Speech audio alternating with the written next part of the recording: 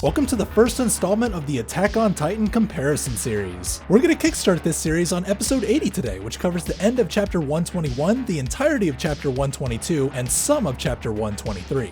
As some of you might know, the anime to chapter differential in Attack on Titan can be a little different compared to the likes of Demon Slayer, the series that we covered last. Not only that, but each chapter by Hajime Isayama and his team houses over twice the amount of pages and nearly twice as many panels from each page compared to that of Gotoge's work. This means that there's less wiggle room for what Studio Mappa can really do here without stretching out the narrative too much. Most of the shots here follow the manga to a T, but not all of it is panel to shot accurate. There's a lot of added stuff here that some of you might have missed. So, without further ado, let's find out exactly how the rumbling has changed.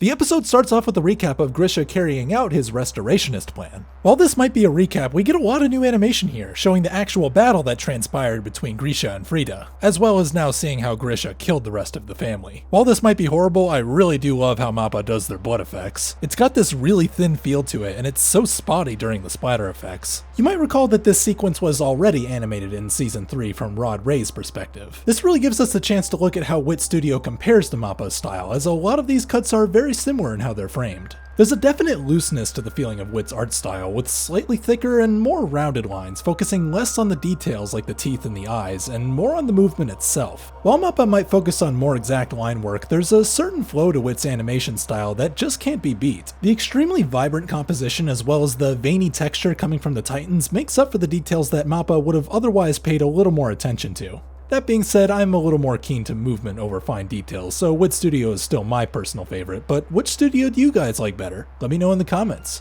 Moving on with what we've already seen, this is where Grisha pleads with Zeke to stop Eren and the link between them breaks. It's from here that we officially start off the new content in this episode, starting from page 37 of chapter 121. After Eren thanks his brother for letting him talk to his father in the past and informs him of when he received his memories of the future, this is the part where Zeke commands Ymir to start the euthanasia plan and sends Eren into a frenzy. It seems like Mappa may have also fixed an error from the manga, where Eren somehow completely turned around as he pulls his way out of the cuffs. The chains that are connected to Eren also seem to move around a little bit in both the anime and the manga, but it's not that big a deal. The raw emotions that Eren puts out in both the manga and the anime are intense in their own right, but the violent nature of Eren screaming his way out of the chains is a little different in the anime, as instead of seeing his thumb fly off the chains, we now watch it stick to the cuffs as well as the skin that congeals around it. We also now get the representation of him stumbling a little bit after he breaks out of the chains. And as Eren is charging towards Ymir, this is where we end out chapter 121 and go immediately into that banger opening. After the opening, we get a flashback to a moment in Historia's past where Frida is complimenting Historia in her amazing reading skills. Again, this part was already animated in Season 3, so it's technically nothing new, but it acts as a nice transition as we work our way into the first line of chapter 122.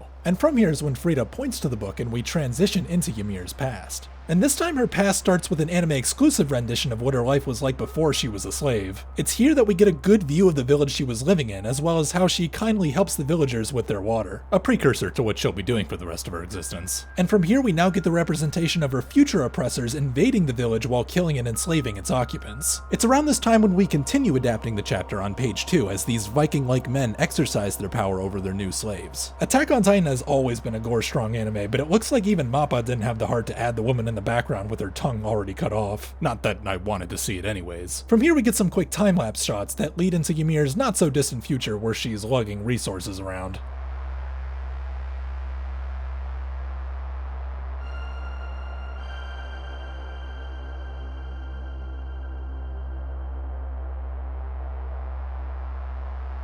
Skipping ahead a couple of pages, this is the part where Ymir starts running away from her pursuers. This sequence is done a little differently this time, as in the manga she isn't so much running, probably because she already has an arrow in her knee that wouldn't be shot until a little later in the anime. See, in the anime this is the arrow that would cause her to lose her footing and go tumbling down a hill, as well as breaking one of the arrows that was already in her back. But in the manga she just trips over a vine before coming across the tree that would give her her powers.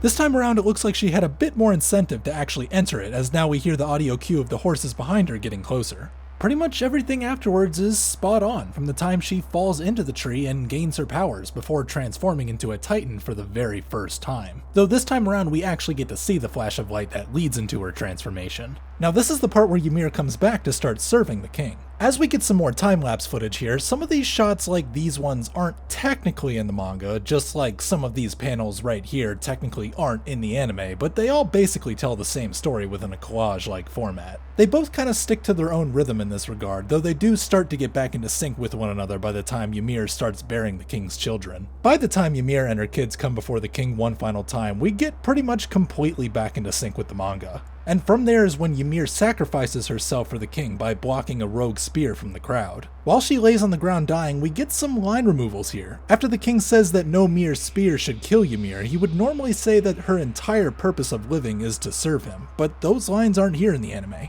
Everything else is pretty much the same, with some slight anatomy differences that you can pretty much see for yourself. Even for Mappa, this scene was just far too gruesome to show everything. After Ymir's children eat her remains, this is where we see the tree split into 3 paths, just like in the manga. But what's really cool is on the very next page, as time advances and the Titan's bloodline expands, the expanding tree almost connects with the page prior, even if they take place during 2 different time periods. This is a really cool portrayal that isn't really shown in the anime, so it's worth noting.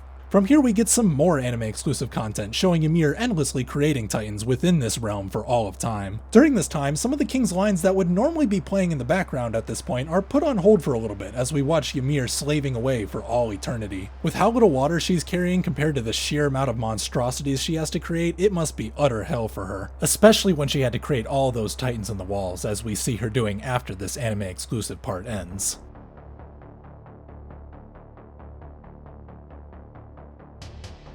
Now here is where we switch gears when Eren starts trying to convince Ymir that she can make the choice to obey the royal blood or not. Some of these lines have been moved around a little bit, like how we can now see some of Eren's lines in the future panels playing out in the background during Zeke's shot here. Really, there's a lot of line repositioning in this part to fit the beat of the anime a little better, but that does also leave us with one vacant line from Zeke where he would normally restate what Eren said about destroying the world. Everything else here is comparable, although the manga does show some better angles of how close Zeke really was to stopping Eren. So close, yet so far. Now this is the part where Eren unlocks the Founder's power and starts the rumbling. Overall, Mappa did a pretty good job with this, and even added some extra cool scenes here and there. This time we now actually get to see the process of the CGI tentacle thing work its way from Eren's spine all the way back to his head before showing some extra creepy footage of Eren's eyes whipping back into focus as he transforms immediately. Mappa gave us some pretty cool perspectives of Eren's transformation from both inside and outside the wall before the rumbling really gets underway. Actually, it seems like the walls started crumbling a little faster this time around, as by the time Gabi gets up, the walls aren't just cracked, they're basically gone by this point. From here is when Reiner comes in to try and save Gabi, but it seems like he was a little slower this time, because in the anime the cut of him going in to save her is now placed after the shot of Gabi witnessing history, and not before. Speaking of that shot, while it may adapt that amazing 2-page illustration at the end of the chapter, it also shows us some more of Eren's transformation into his final form as he slithers past the camera 2 times and onto the sky above. It's probably the coolest piece of Sakuga this episode, and it's kind of important as it helps us get a better idea of how Eren reached his final form just a little later. All in all, we got a lot of additional shots, not just from Eren and his transformation, but of the walls crumbling as well. Accompanied by the amazing new score from Kota Yamamoto, this scene is about as epic as it gets. As that amazing music plays in the background, it's here that we get our very first public disclosure cut screen. Normally they wouldn't put it in at the end of the episode like this, but its presence here describing the Founding Titan is oddly even more epic for some reason. These cut screens sometimes used to be from the manga, but ever since the early chapters, they've shown up less and less. So as far as I'm aware, this information is completely anime exclusive. It's not the most enlightening information, as a lot of it is mostly conjecture, but it is still nice to have. After that, we get some additional footage of Eren's sick new form slithering around as all the Titans begin their march forward. Mostly everything from here on out regarding the rumbling is pretty much in 3D. It kinda had to be, especially for something that would constantly be in the background for episodes to come. Which is understandable, and it's not like they all look the same too. There's some variety in their facial features, just like in the manga, and they're all highly detailed even if they've basically got the same walking animation. Up to where Mikasa says how big Eren's gotten, this is where we start our adaptation of chapter 123. Not on page 1 though, but on page 28. Every single page beforehand, as of yet, has not been adapted by the anime. I'm unsure if Mappa will ever animate this part, as the content housed within isn't too terribly crucial, but out of respect to anime-only watchers, I won't mention it here. However, it is this last line here from the unadapted section that will lead us into the first illustration from this chapter adapted in this episode. Besides some mixed around shots from the manga, there's also some additional footage, like the close-ups of Eren's new form, as well as Armin's initial reaction to that new form. It's from here when Mikasa and Armin try to communicate with each other, and it seems like the anime did some slight character repositioning here as Armin no longer switches over to Mikasa's right side just to try and talk to her. As for the manga, I really like what they did here as their lines are kind of upstaged by the sound effects coming from the rumbling. This is especially so in the Japanese version as the text is partially obscured by these effects. But unfortunately, it's basically impossible for the anime to recreate this effect, unless they wanted to go full JoJo's Bizarre Adventure on us. Regardless, as Armin points to the Titans coming from Wall Maria, you might notice that the anime put in the tallest structure in the Shiganshina district where Yelena and her crew should be. This was probably the right call, as Armin and Mikasa should clearly be able to see this building. They were just fighting Peak on the outer wall after all. There's also one extra shot here that I feel like mentioning because again, while it might not seem like much, showing the man with the horse probably miles away from all the action shows just how long the walls really are, as well as the true scale of the attack itself. These Titans are about to destroy the world, so seeing just how far back this Congo line of Titans goes is very important. It really makes you wonder just how many millennia it took for Ymir to make these Titans. It's from here that we get into the final cuts of the episode, of every last Eldian being called into the realm of the coordinate where Eren gives his speech to his people. Pretty much all the characters shown in these manga panels get shots all to themselves now, although it is worth noting that their outfits have changed a little bit. John and Connie are wearing slightly different equipment now, matching up more with what Armin and Mikasa were wearing, while Reiner now has a slightly more disheveled appearance. Every other shot after this is pretty much anime exclusive. The second to last illustration in the manga of everyone listening to Eren isn't technically in the anime, but the anime does instead focus on creating shots with more recognizable characters. Characters like Falco, Annie's dad, Shadis, the Blouse family, some of the Jaegerists, including Flock, and even Historia. These new reactions are nice to have, and it gives us better foresight to how these characters will react to this sequence of events in the future. After that is when we finally get the absolute god-tier money shot of Eren's new demonic appearance. In my personal opinion, Mappa did this illustration even better than the amazing one from the manga. While we can't really see the strands of his hair that well anymore, the trade-off leaves us with more black streaks around his face that add to the tension, as well as the VCR-like glitch effects that overlay over them as those lines start to get displaced a little bit.